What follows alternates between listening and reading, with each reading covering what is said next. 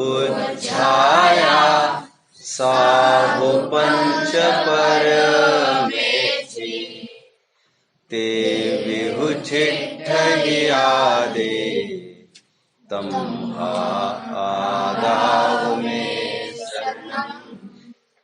सम्मतम सन्नाणम सच्चारितम हि सत्तवम चैव चौरो चिट्ठहियादे तम आदाव में शरणम।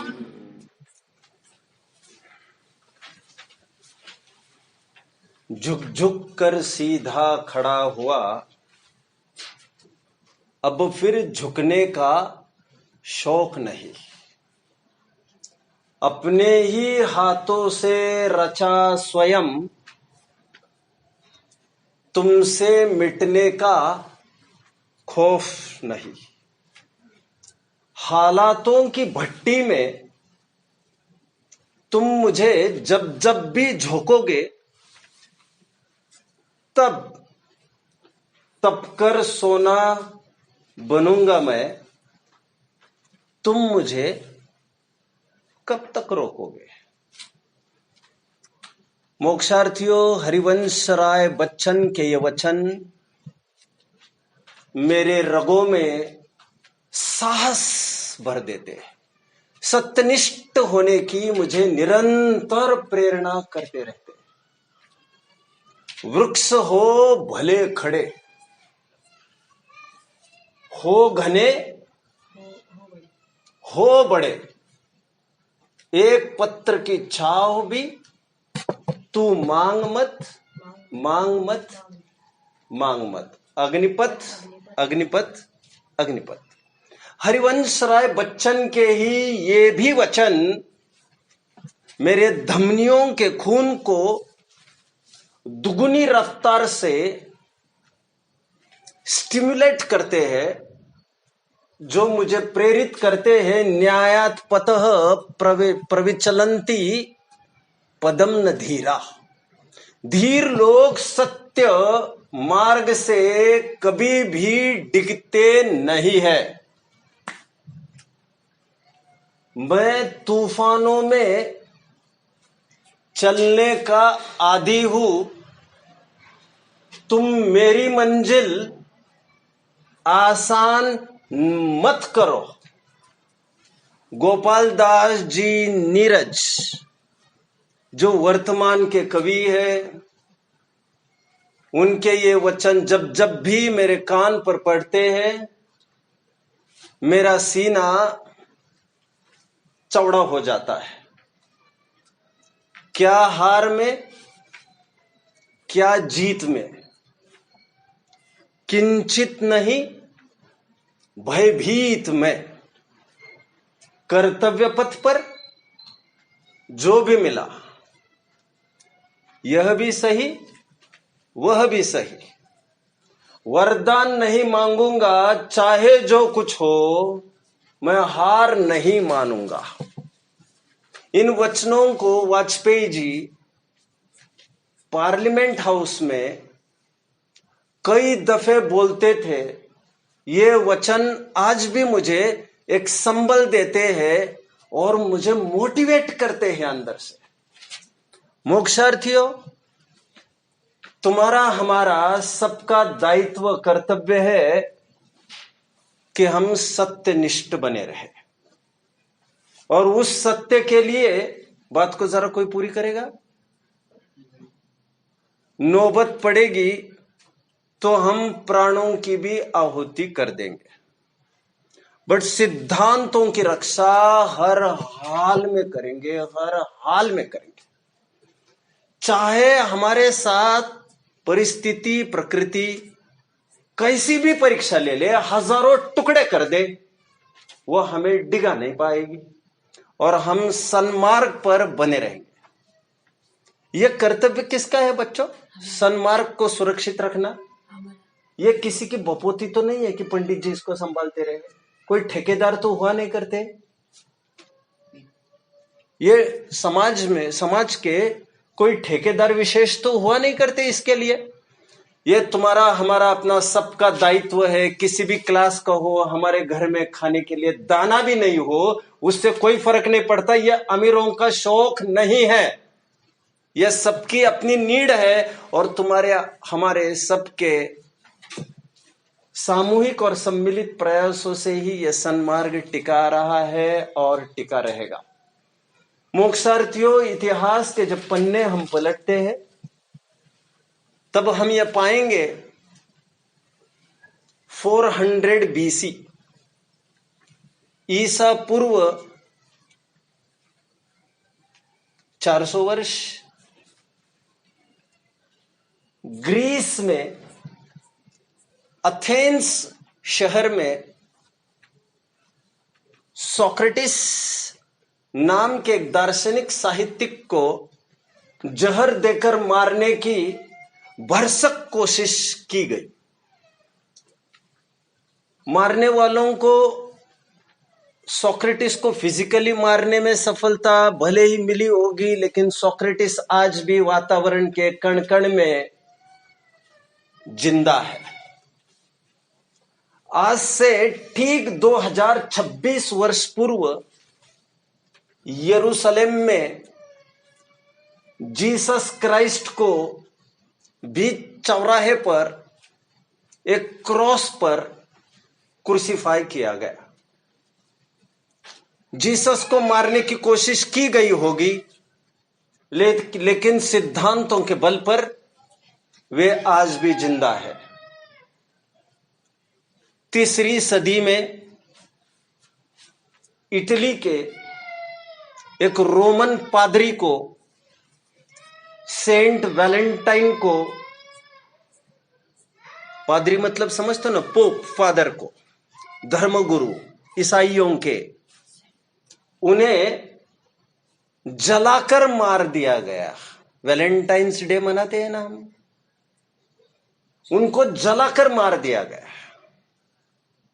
वैलेंटाइन को, संत वैलेंटाइन को भले ही फिजिकली मारने में उनको सफलता मिली होगी, बट वैलेंटाइन आज भी जिंदा है और 14 फरवरी, if I am not wrong, Valentine's day के रूप में आज भी मनाते हैं और मनाया जाता रहेगा, क्योंकि वो प्रेम और सौहार्द का प्रतीक है। वो कैसे भला टूट सकता है। 9वीं सदी में ईरान के एक बहुत बड़े दार्शनिक मंसूर को पत्थर से कुचल कुचल के मारने की साजिश रची गई। मंसूर को मारने में उनको फिजिकली तो कामयाबी मिली भी होगी, बट वस्तुतः विचार किया जाए, ऐसे लोग मरते नहीं हैं, वे लोग अमर हो जाते हैं। 1931 में राजगुरु भगत सिंह सुखदेव को फांसी पर लटकाया गया, लेकिन इनकलाब जिंदाबाद के रूप में उन्होंने नारे देते हुए यह कहा था, हम 3 तो जा रहे हैं, and you will experience a big chain reaction following us. यह सिलसिला जारी रहेगा, रुकेगा नहीं, और बड़ी मात्रा में। 1948 में नाथुराम गोडसे ने एक सत्यनिष्ठ गांधी की गोली मार के हत्या की। इससे गांधी मरे नहीं, वे हमेशा हमेशा के लिए अमर हो गए।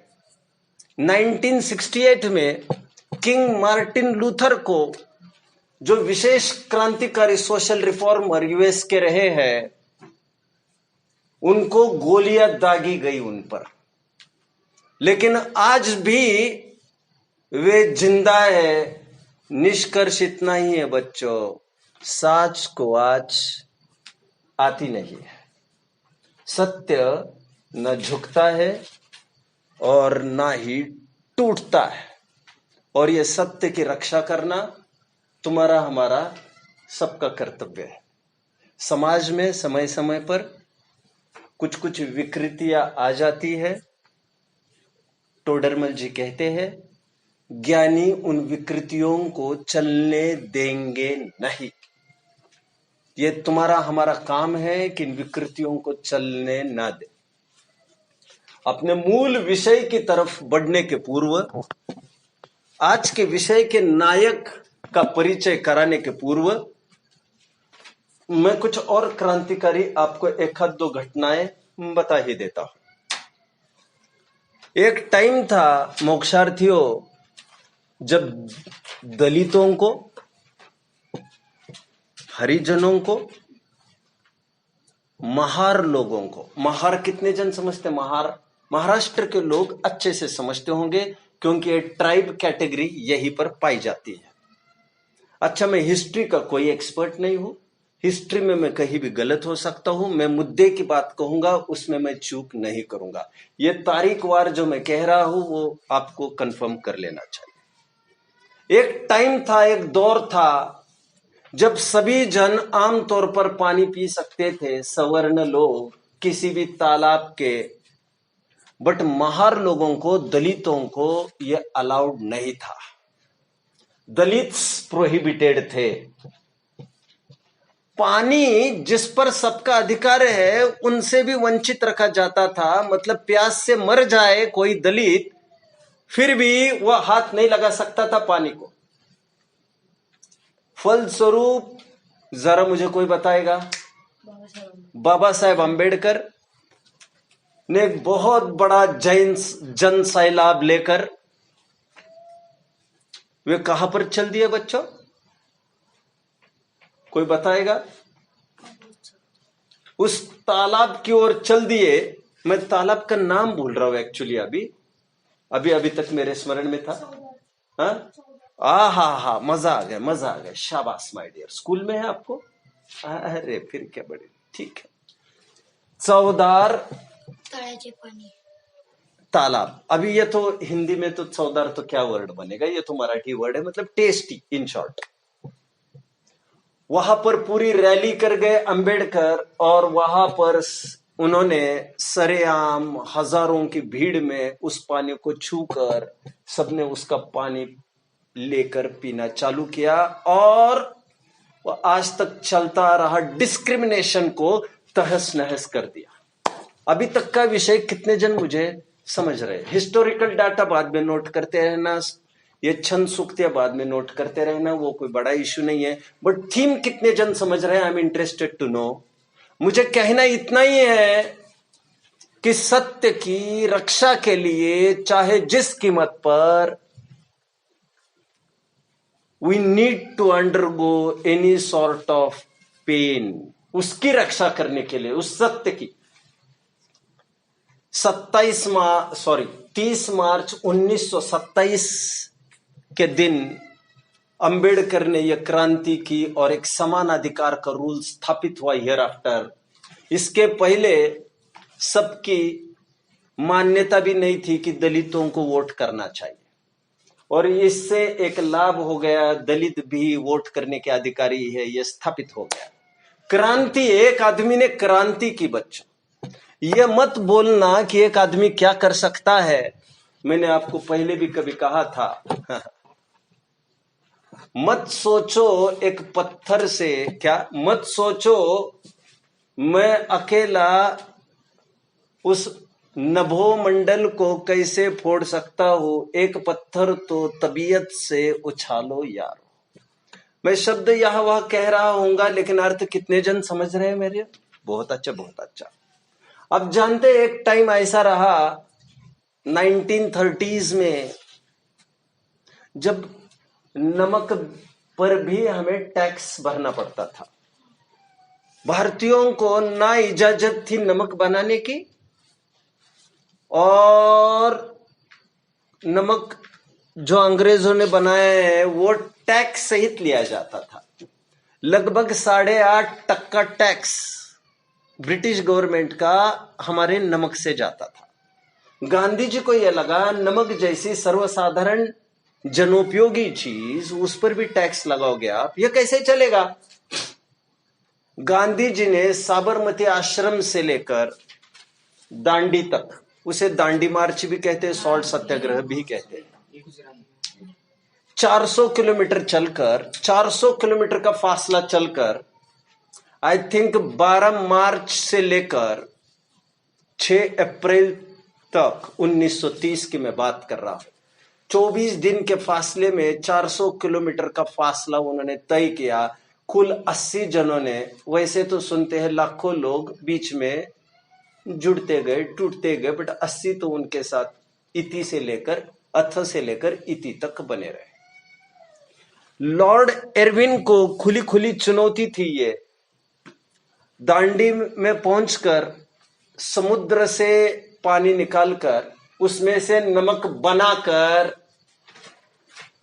ही सांस ली उन्होंने। और एरविन को पता चल गया कि हमारी इसमें कुछ चलेगी नहीं, उनको बैकफुट पर आना पड़ा। और ऐसा नहीं था कि गांधी जी ने कोई इंटीमेट नहीं किया था, गांधी जी ने पूर्व में ही सूचित किया था उनको पूरा प्लान कि हम ये करने वाले हैं।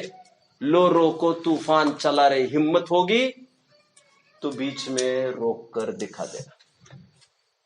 मोक्षार्थियों, धर्म मार्ग में भी समय समय पर गोपाल दास जी बरैया जैसे, गणेश प्रसाद जी वर्णी जैसे सुंदर सुंदर मजबूत कड़िया, सहजानंद वर्णी जैसे, जिनेन्द्र वर्णी जी जैसे,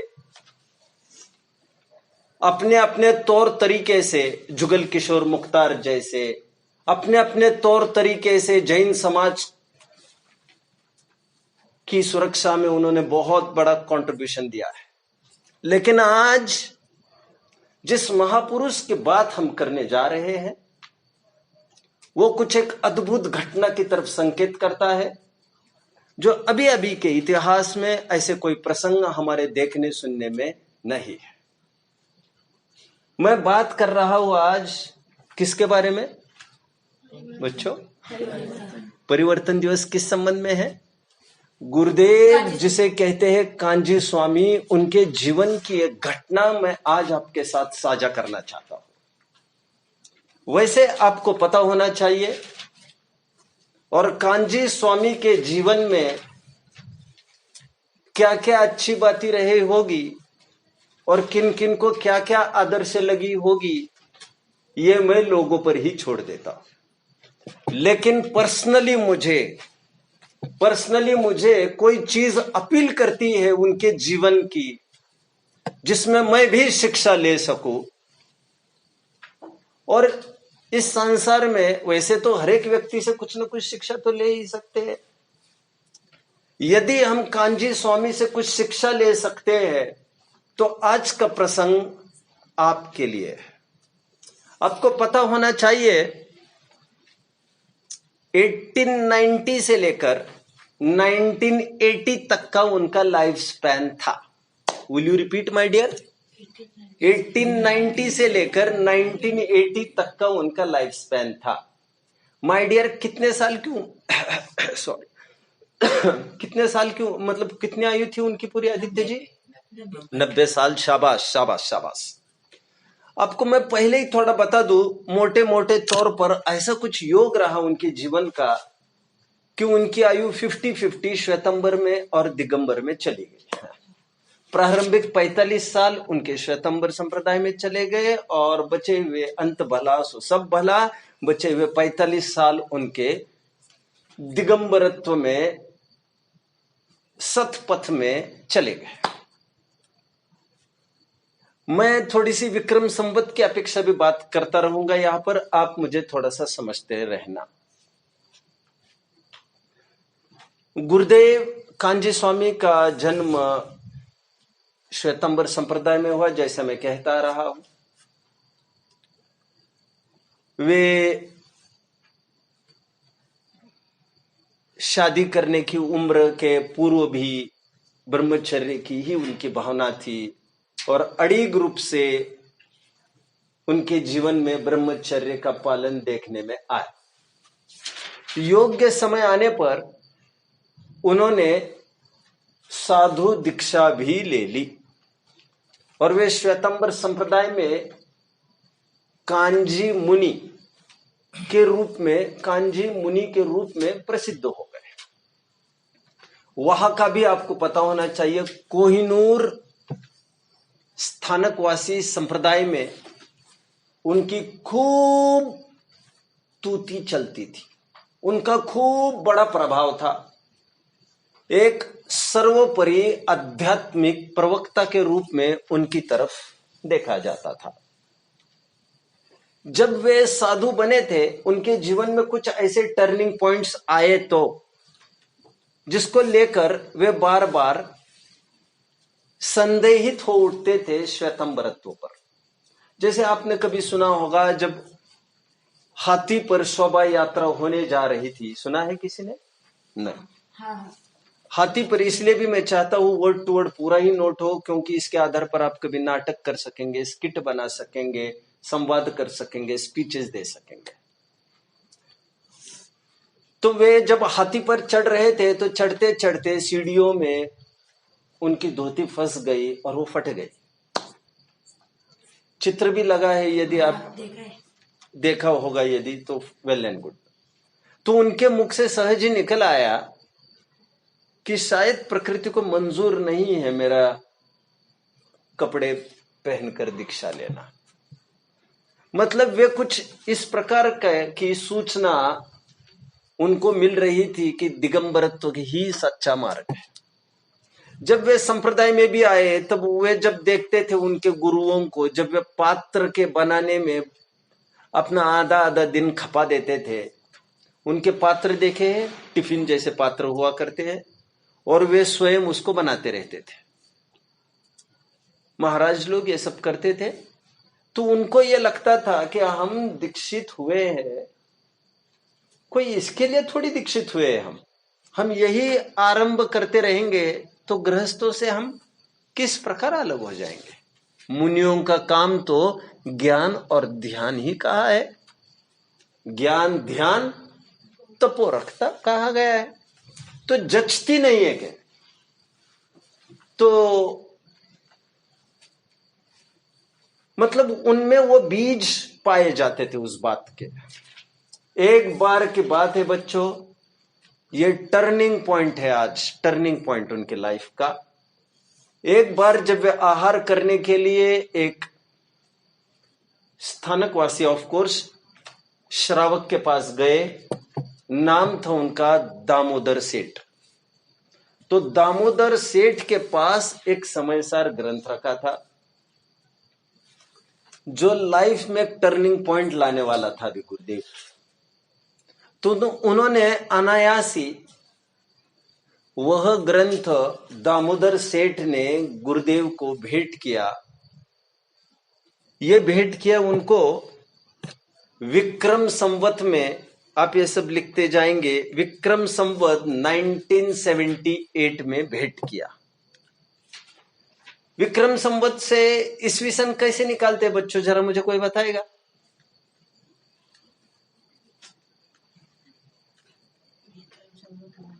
हाँ, भूल गए? ये पढ़ाया गया था आपको कि नहीं पढ़ाया? महावीर के बताया था ना, कहाँ पर पढ़ाया गया था ये अनिल जी? ये छेड़ाले में बताया गया था। अंतिम क्षण में जब बात आ रही थी बीज एक नौ वसु एक वर्ष की, और ये बताया जा रहा था ये विक्रम संवत की बात है। बोलिए। मैंने ये बोला था आपको कि ईस्वी सन में 57 मिलाओ तो विक्रम संवत आता है। कितने जनों को याद आ रही है? शाबाश। तो 1978 विक्रम संवत मतलब कितना हो गया कैलेंडर ईयर अपना? 1930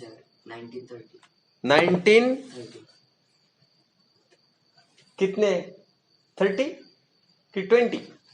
1921 हो गया। कितना हो गया? 57 का डिफरेंस रखना है ना।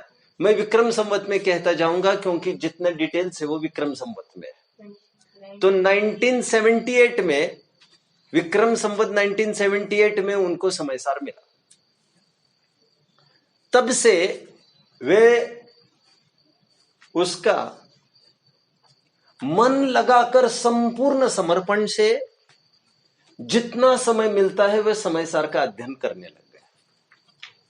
तू रुचता जगतनी रुचि आलसे सो, है ना। यह समयसार जैसा ग्रंथ पढ़कर उनके जीवन में एक अनोखा चेंज आने लग गया। उनको समझ में आने लग गया यह कोई अद्भुत चीज है। साथ में उन्हें मोक्ष मार्ग प्रकाशक भी किसी ने भेंट किया, दिगंबरों का, पंडित टोडरमल जी का। और तब गुरुदेव क्या करते थे, सुबह आहार लेने के बाद चल देते थे जंगल की ओर और ऐसे स्थान पर बैठते थे जहां पर उनको कोई देखे भी ना, और पढ़ते रहते थे। यहां तक मैंने सुना है वे दूसरे दिन ही आहार के टाइम पर फिर से लौट आते थे, कभी कभार तो 1-2 दिन बाद, और निरंतर जंगल में इन दोनों ही ग्रंथों का अध्ययन करते रहे, समय सार और मोक्ष मार्ग प्रकाशक।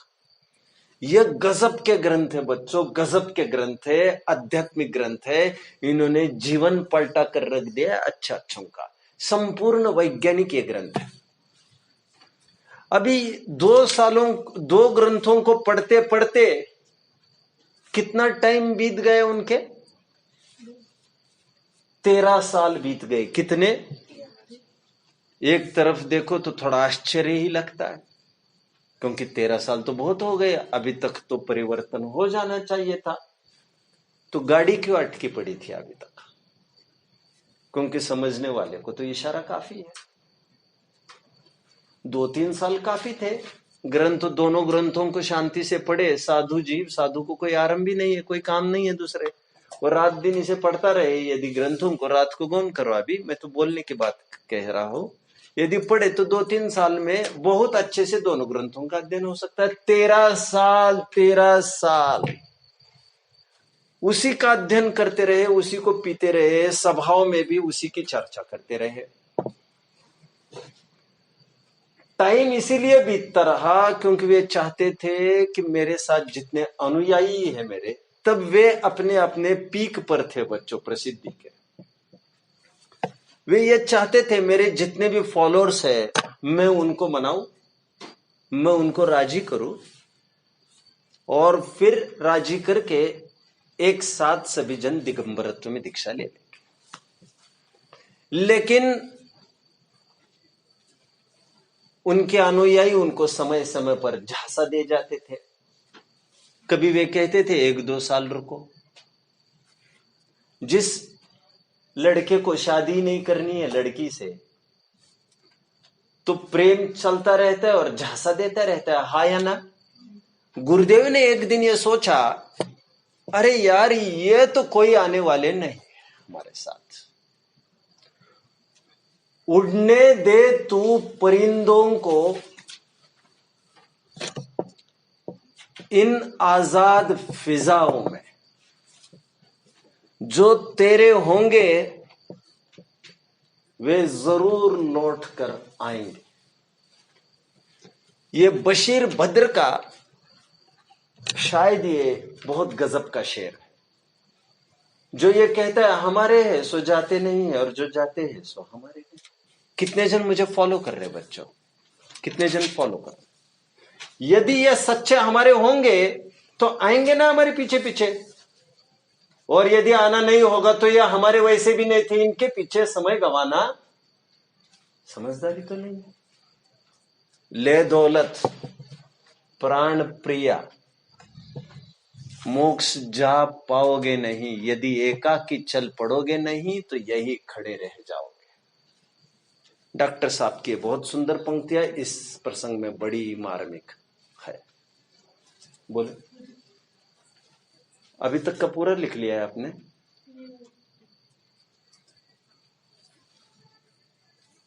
अकेला चलो रे भाई, ये नारा बड़ा प्रसिद्ध हुआ।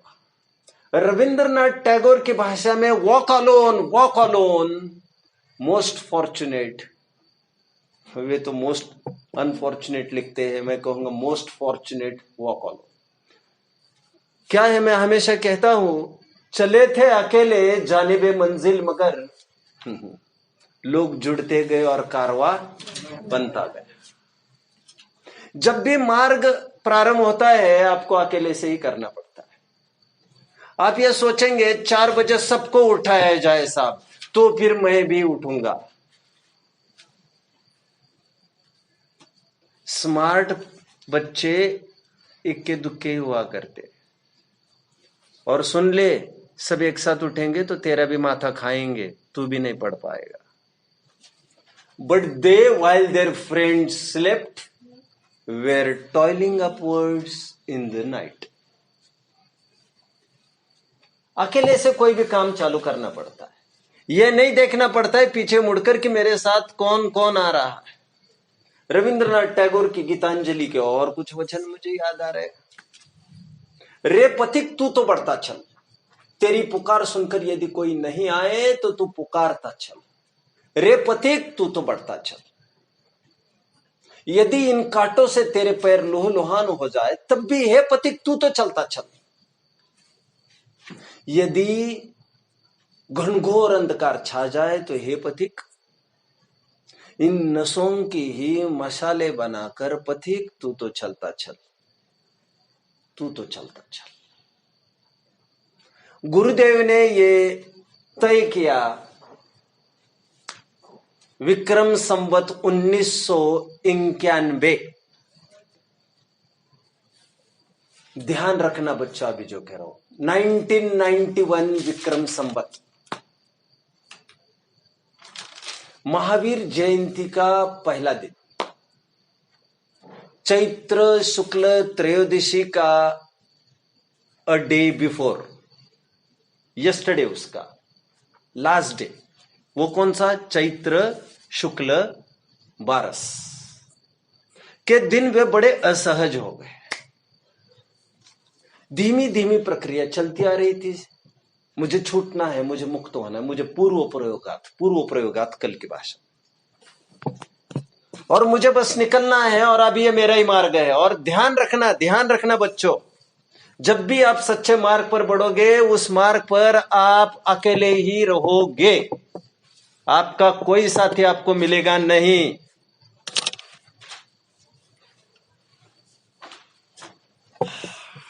General seats are always crowded, top seats are always vacant.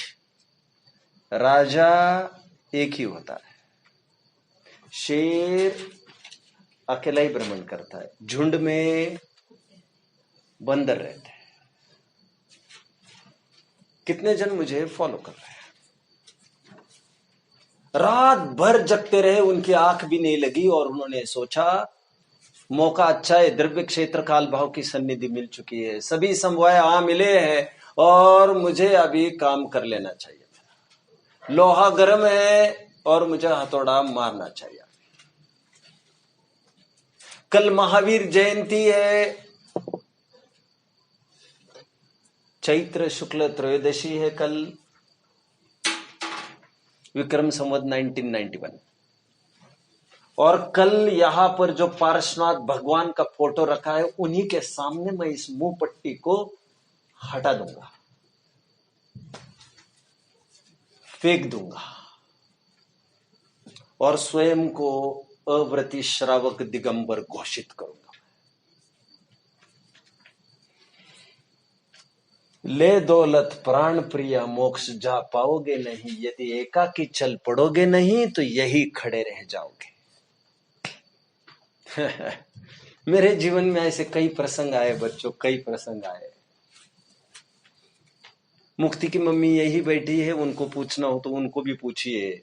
मैं धर्म में इतना एकनिष्ठ था, मैं भी पूरी बिरादरी को, पूरी समाज को, पूरे नाते रिश्तेदारी को, काफी मीटिंग्स हुई, मुझे प्रेशर लाने की पूरी कोशिश की गई, तुम ऐसा नहीं करोगे 10-10 जनों के बीच में बिठाकर, बड़े बड़े मंच और पंच।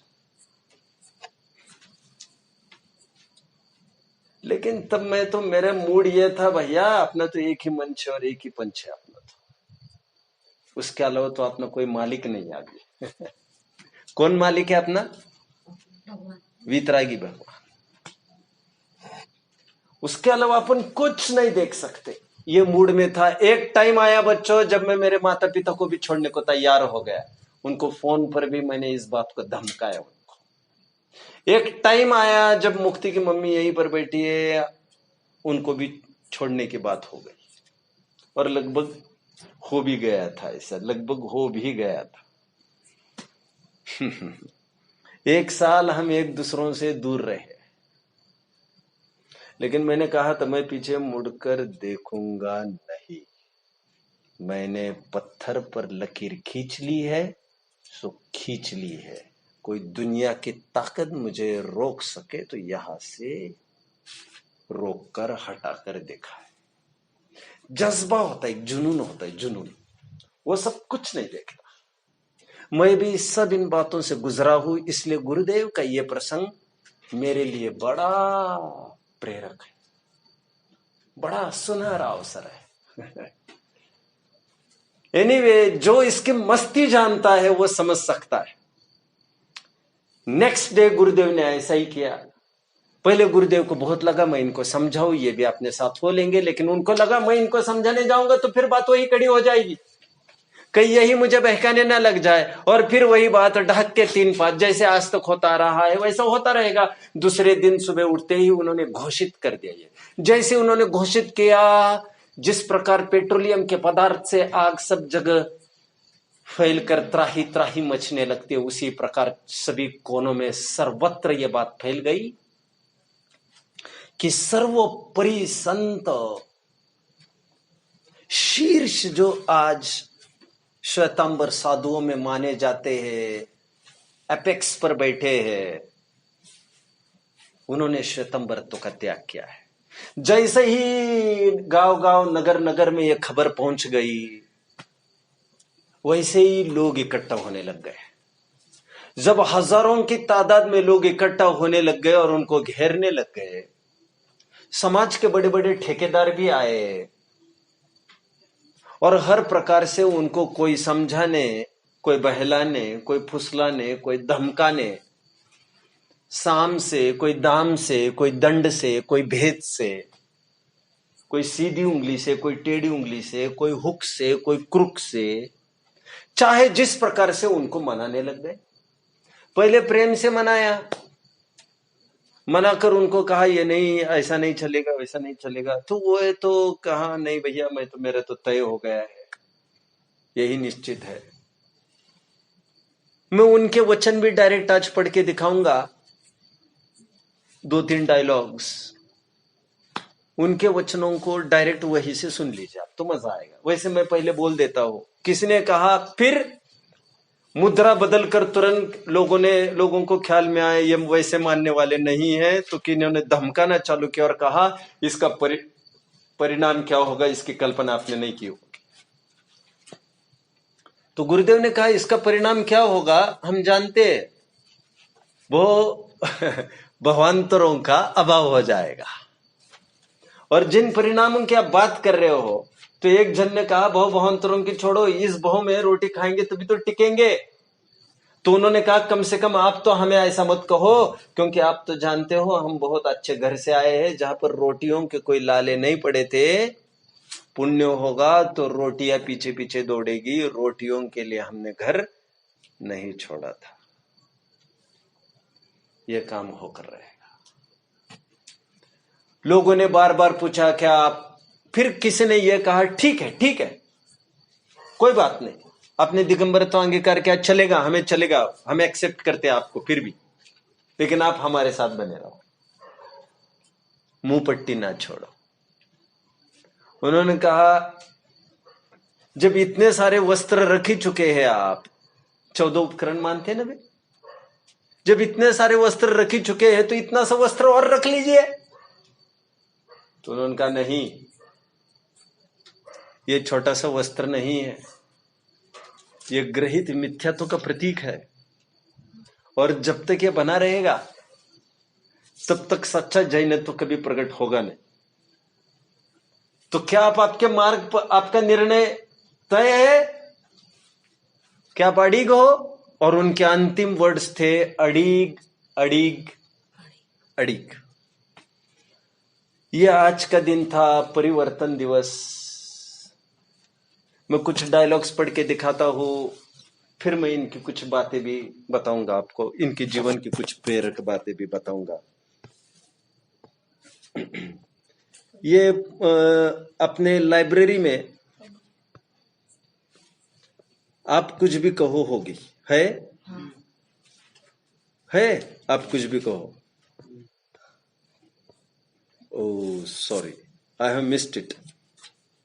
मुझे खोलकर दिखाना पड़ेगा फिर से फाइल मैनेजर। एक मिनट। किसी का समय सर, आपको तो बेटे पूरा सुनना पड़ेगा फिर से। इतम भूत अपने सब थोड़ी नोट। फिर प्लीज हेल्प मी। हाँ बोलिए। वैसे वहाँ पे उनको मुखर प्रकाशक दिखा था, तो उन्होंने लिया और तो उन्होंने कुछ लाइन नहीं पढ़ी तो उनको बहुत अच्छा लगा। ठीक है, ये बच्चों में पेजेस मेरे सामने आ चुके हैं। मैं इन पेजेस को, इनके डायलॉग्स को मूलतः वहां से पढ़ के दिखाता हूं। यह आपने ठीक नहीं किया। मैं रिकमेंड करता हूं आप कुछ भी कहो, यहाँ पर लाइब्रेरी में जरूर होगी। पेज नंबर क्या है उसमें सूची में आप समझ ही जाएंगे। परिवर्तन तो लिखा ही है। 100 पेज की तो पुस्तक है, बिना सूची की थोड़ी है, जिसमें 3-4 पेजेस की यह कहानी आपको पढ़नी है। अब 45वें पेज के आसपास देख लेना। मैं 2-3 डायलॉग्स इसके पढ़ के दिखाऊंगा। यह आपने ठीक नहीं किया, इसका परिणाम अच्छा नहीं होगा। शांत भाव से स्वामी जी ने उत्तर दिया, ठीक क्या है और क्या नहीं, यह हम अच्छी तरह से जानते हैं। यही बात परिणाम की, रही बात परिणाम की, सो परिणाम से भी हम अपरिचित नहीं। जिस परिणाम की तुम बात कर रहे हो उसकी तो हमने कभी चिंता ही नहीं की, पर हम जो कर रहे हैं उसके परिणाम में तो अनंत संसार का अभाव ही होने वाला है। हमारा यह भव का अभाव करने के लिए है, किसी पक्ष या संप्रदाय के पोषण के लिए नहीं है। व्यंग करते हुए दूसरा बोला, भव का अभाव तो होगा ही, क्योंकि यह भव बिना रोटियों के तो चलने वाला है नहीं। हमने घर रोटियों के लिए नहीं छोड़ा था। कम से कम आप लोगों को तो यह बताने की आवश्यकता नहीं है, हमारे घर रोटियों की कोई कमी नहीं थी। रोटियों की चिंता करने वाले घर नहीं छोड़ा करते। तुम रोटियों की बात करते हो। जो चिंतामणि मुझे प्राप्त हुआ है उसके लिए मैं संप्रदाय एवं उसका गुरुत्व तो क्या, चक्रवर्ती की संपदा एवं तीर्थ जैसा गुरुत्व भी तृणवत त्याग सकता हूं। मुझे अशरीरी होने का मार्ग मिल गया है। अब मैं इस शरीर की क्या चिंता करूं? धमकी देता हुआ तीसरा बोला, हम सब देख लेंगे, पेट बातों से नहीं भरता। देखे कौन आता है आपके पास। हम अपने संप्रदाय को यो ही नहीं बिखर जाने देंगे। स्वामी जी के गंभीर व्यक्तित्व को वे क्या उत्तर देते देखो। चलो आगे का अंतिम डायलॉग में पढ़ के दिखाता हूं। भाई, जब उनको मुंह पट्टी छोड़ने की बात आई, भाई बात छोटी नहीं बहुत बड़ी है। यह ग्रहित मिथ्यात्व का प्रतीक है। यदि सत्य समझना है, इस भव में भव का अभाव करना है, तो तुम्हें भी इसका आग्रह छोड़ना होगा। बात मात्र मुंह पट्टी की नहीं, उसके पीछे छिपी मिथ्या मान्यता की है। आदि आदि ये सब बातें पढ़ लेना चाहिए बच्चों। साथ में मैं रिकमेंड करूंगा मोक्ष मार्ग प्रकाशक का पेज 147। नोट भी करने के लिए। हाँ, मोक्ष मार्ग प्रकाशक 147 पेज वो ग्रंथ ले आना सब बाहर, उसको पढ़ लेंगे। हाँ, नोट भी करने के लिए। नहीं, ये डायलॉग्स नोट करने जरूरत तो वैसे तो नहीं है, लेकिन आप जब स्पीच देंगे तो आप आधार लिख ले सकते हैं कि इसके आधार से मैं मोक्ष मार्ग प्रकाशक का 147 पेज पढ़ के दिखाना चाहूंगा, जिसमें टोडरमल जी अन्य लिंग से मोक्ष की प्राप्ति का निषेध कर रहे हैं। किसी ने यह पूछा कि अन्य लिंग से भी मोक्ष की प्राप्ति हो सकती है क्या? क्या क्या कहना है बच्चों? अन्य लिंग मतलब क्या समझते हो आप पारस जी? अन्य लिंग मतलब क्या समझते हो आप? अन्य लिंग मतलब पुरुष जो किसी अन्य लिंग मतलब संप्रदाय। Right right right right. जैसे किसी ने भभूत लगाए हो, किसी ने जटाए ओढ़ ली हो, किसी ने भगवे ओढ़ लिए हो, रुद्राक्ष पहने हो, खोपड़िया की मालाएं पहनी हो, ये सब आदि आदि जो जितनी भी बातें हैं ये अन्य लिंग कहलाते हैं। तो श्वेतंबर का भी अपना भेष है। तो टोडरमल जी वहां पर कहते हैं, देखो 147 पेज मिला सबको? हाँ 146 पर है, सॉरी 146 पर मिला मुझे। देखो क्या कहते हैं, अन्य लिंग से मुक्ति का निषेध। अन्य लिंगी के वो गृहस्थ के, चलो ये नीचे नीचे आओ। अन्य लिंगी के अरहंत देव साधु गुरु जिन प्रणीत तत्व का मानना किस प्रकार संभव है? जब सम्यक तो भी ना होगा तो मोक्ष कैसे होगा? कितने जन समझ रहे हैं?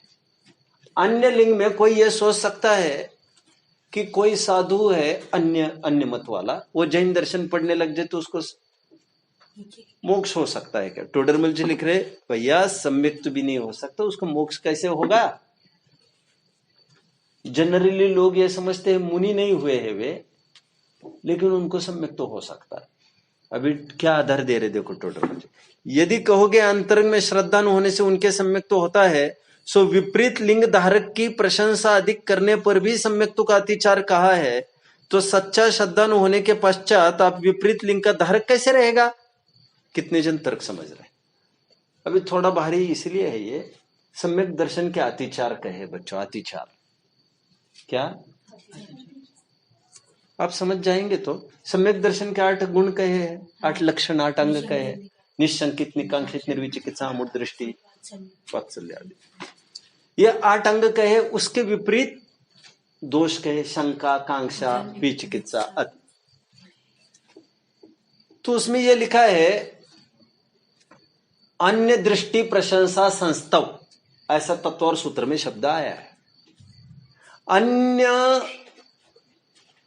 लिंगी जैनेतरों की अब थोड़ी भी प्रशंसा करेंगे, कितने अच्छे साधु है यार, बस आपके सम्यक में अतिचार लग जाएगा। गलती से हुआ होगा ऐसा कुछ, तो जानबूझकर किया होगा, तब तो फिर आपका सम्यक तो ठिकाने पर ही नहीं है। मतलब अन्य साधु की प्रशंसा कर सकता नहीं, ना मुख से ना इशारे से। कितने जन मुझे समझ रहे हैं? किसी भी प्रकार ने और कभी भी नहीं। उसकी चर्चा फिर कभी करेंगे। तो जब औरों की प्रशंसा करने से सम्यक में अतिचार कहा है, तो वही भेष अंगीकार करने वालों को सम्यक तो कहां से हो जाएगा भैया? टोडरमल जी आप पूछ रहे। तो इसीलिए बात मुंह पट्टी की नहीं थी, बात तो अन्य लिंग के भेष की थी।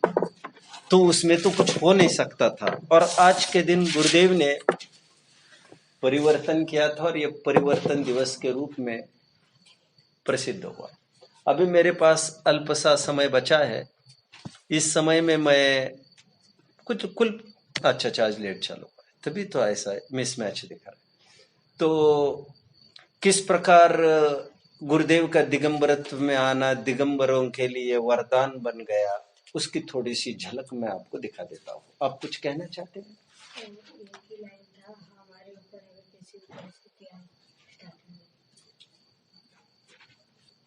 इसके बाद गुरुदेव इस मार्ग में आने के बाद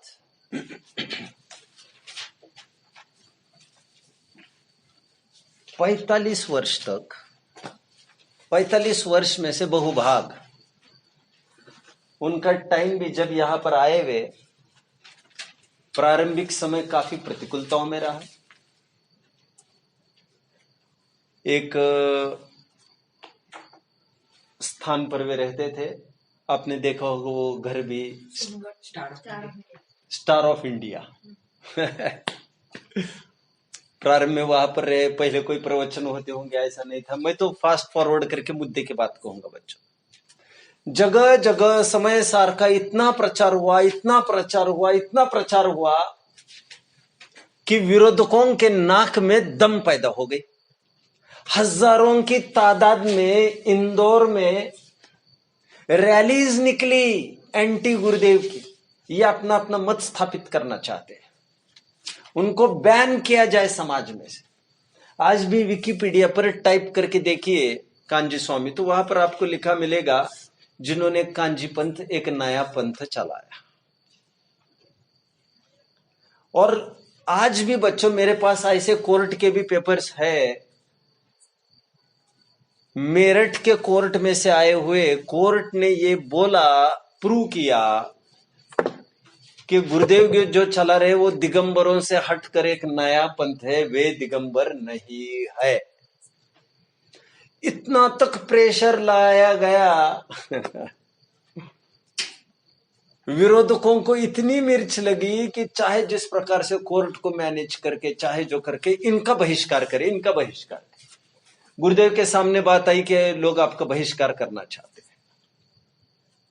वहां के टाइम के जितने अखबार होते थे, पत्र पत्रिकाएं हुआ करती थी जैनियों की, वे 90% गुरुदेव के विरोध में ही छपती थी, गुरुदेव पर ही छपती थी और उनके विरोध में ही छपती थी।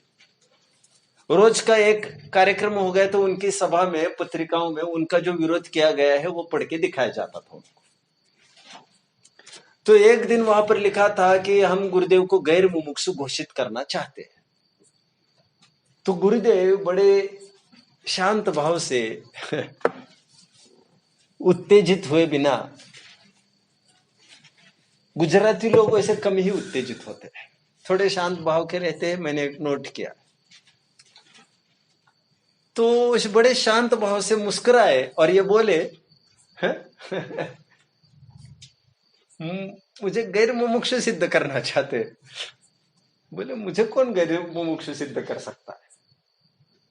बोले जिस दिन मेरी परिणति वितरागी देव शास्त्र गुरु से हट जाएगी उस दिन मैं गैर मुमुक्षु हो जाऊंगा। जब तक देव शास्त्र गुरु के प्रति आस्था है मेरी बरकरार, समाज कैसे तय कर सकती है मेरा गैर मुमुक्षुत्व? लोक में चर्चा बस कर सकते हैं, मेरा बहिष्कार कर सकते हैं, बट उससे मैं गैर मुमुक्षु तो नहीं हो सकता। कितने जन मुझे फॉलो कर रहे हैं? बच्चों आपको सुनकर आश्चर्य होगा, मैंने आपको कभी शेयर भी किया होगा। नैनवा नाम का एक गांव है आसाम में, नैनवा। वहां पर सैकड़ों हजारों की तादाद में ये समय सार नदी में बहाए गए बच्चों। इसे नैनवा कांड कहते, नैनवा कांड। बहाए गए, जो गुरुदेव के इतने विरोधी हो गए, किसी को इनकी प्रसिद्धि बर्दाश्त नहीं हुई। मैं नाम नहीं लेना चाहता किसी का, बट आज जितने भी 20 पंथी है, बुंदेलखंड में जिनका बोलबाला है तेरा पंथ के रूप में, वे सब इनको बिल्कुल नहीं लाइक करते थे। यहां तक कि आप ऊपर जाइए, ऊपर के मंदिर में, वहां पर बोर्ड लिखा मिलेगा, यहां पर कांजी स्वामी का कोई स्वामी भी नहीं लिखा होगा मुझे लग रहा है। कांजी पंथी बैंड, प्रोहिबिटेड, यहां पर साहित्य उनका आएगा नहीं, जलाया जाएगा। जगह जगह समय सार जलाए गए। कुछ सालों पहले यहां पर नागपुर में 30-40 साल पहले, 40 साल पहले नागपुर में एक शिविर चल रहा था, शिक्षण प्रशिक्षण शिविर। विरोधी आए, हजारों की भीड़ में समय सार नीचे रखे जमीन पर, और सभी जन उस पर उसको पैर से कुचल दिए। एक दौर ऐसा रहा जब गुरुदेव के विरोध में पूरी समाज आकर खड़ी हुई। और मुझे जो आकर्षण का विषय लगता है गुरुदेव का, वो सच कहूं मैं, बाकी की बातों पर तो मुझे कोई बात ही नहीं करनी, लेकिन मुझे आकर्षण का विषय इतना है, लो रोको तूफान चला है, दम है तो हमें रोक कर दिखाइए। इसे कहते हाथी अपनी चाल चलता रहता है। न्यायात पतः प्रविचलन्ति पदम न धीरा। भर्तृहरि शतक में सुंदर नीति बताई है, जो मैं थोड़ी देर पहले बोल चुका हूं। न्याय के मार्ग से एक कदम भी मेरा, एक पैर भी कभी न डिगने पाए। मेरी भावना में भी ये लाइन है, आई थिंक, हाँ या ना? यही है ना, मेरी भावना में भी। जुगल किशोर मुख्तार ने इसे नोट किया। एनीवे, जगह जगह हलचल मच गई। तो शांति सागर महाराज के सामने लोगों ने यह कहा, इनका विरोध करो, इनका बहिष्कार करो। तो शांति सागर महाराज ने एक बात कही थी तब समाज को। उनको लगा शांति सागर महाराज हमारे, वे हमें सपोर्ट करेंगे और गुरुदेव का विरोध करेंगे। लेकिन उनकी भी उस समय में ठीक ठीक योग्यता थी, ठीक समझ थी। तो उन्होंने ये कहा, भैया यदि समय सार मेरे सामने कोई लाकर रखे तो मैं भी वही निरूपण करूंगा जो आज गुरुदेव कर रहे हैं। उसमें लिखा ही है, वो कोई अपने मन की थोड़ी कह रहे। लेकिन बावजूद इसके लोग बाज नहीं आए। कितने कट्टर विरोधक रहे इनके, कट्टर विरोधक। जगह जगह जहां पर वे जाना तय होता था वहां पर काले झंडे लेकर खड़े होते थे। ये मैंने बोला था आपको, ये बोला होगा मैंने। काले झंडे लेकर खड़े होते थे कि यहां पर हम आने नहीं देंगे। वो तो कहते ठीक है भैया चलो यहाँ से। लोग कहते थे देखते हम इनको। अरे क्यों देखना भैया, जिनकी इच्छा ही नहीं है हम वहां पर जाए, छोड़ो। दूसरे दिन वे दौड़े दौड़े आते थे, चलो हम आपको लेने के लिए आए हैं। जीतने की एक कला थी, इसलिए मैंने कल कलाम का एक कोट कहा था, it's easy to defeat a person but it's difficult to win a person. और वे जीत लेते थे। कितने लोग उनका विरोध करने के लिए सोनगढ़ चले जाते थे और हमेशा के लिए उनके ही अपने हो जाते थे। उनका ऑरा देखकर, उनके प्रवचन देखकर, शांत मधुर भाव से वही आध्यात्म की बातें, वही आत्मा की बातें, वही शुद्धात्मा की बातें, वही समय सार की बातें, वही निश्चय की बातें सुनकर उनको एक नई चीज मिलती थी। जब सोनगढ़ में पंच कल्याणक चल रहा था बच्चों, तब कैलाश चंद्र सिद्धांत शास्त्री ने यह बात कही थी। उनको अध्यक्ष स्थान पर रखा गया था। उन्होंने कहा था, हमने अपने जीवन में खूब समय सार पढ़ा, बट सही कहो गुरुदेव के पहले हमने इतना समय सार पढ़ चुके थे, इतना समय सार पढ़ चुके थे, बट उसका सार समझ में नहीं आता था हमको। जैसे गुरुदेव उसको पढ़ाने लग गए, हमें उसका सार समझ में आया, मतलब समझ में आया। या अच्छे अच्छे विद्वान भी बोलने लग गए। उन्होंने अपने जीवन में 19 बार समय सार पर प्रवचन किए बच्चों। और हालत ये है, आलम ये है, आज मैंने कभी सुना था, आज विरोधक भी जगह जगह समय सार का ही अध्ययन कराते हैं। 20 पंथी मुनि भी आज यदि अट्रैक्ट करना है, अध्यात्म तो समय सार के अलावा कहीं भी नहीं है। जितना भी समय सार आज पढ़ा जा रहा है, पढ़ाया जा रहा है, उसमें महती योगदान, बड़ा कंट्रीब्यूशन गुरुदेव का है। मैं मानता हूं गणेश प्रसाद जी वर्णी भी वैष्णव से जैन में आए। मैं मानता हूं सहजानंद वर्णी जी आदि भी वैष्णव से जैन में आए, लेकिन उनका परिवर्तन उतना संघर्ष भरा नहीं था। तो मुझे कुछ अपीलिंग बात लगती है, तो इनका ये संघर्ष मुझे अपीलिंग लगता है। आज जगह जगह समय सार पहुंच गया है।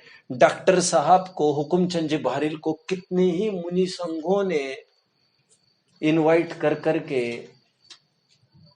15-15, 20-20 दिन रखा और हमें आप तो समय सार पढ़ा दो। कई मुनि संघों ने, मतलब 100-100, 200-200 मुनि बैठकर डॉक्टर साहब को समय सार सुनते थे।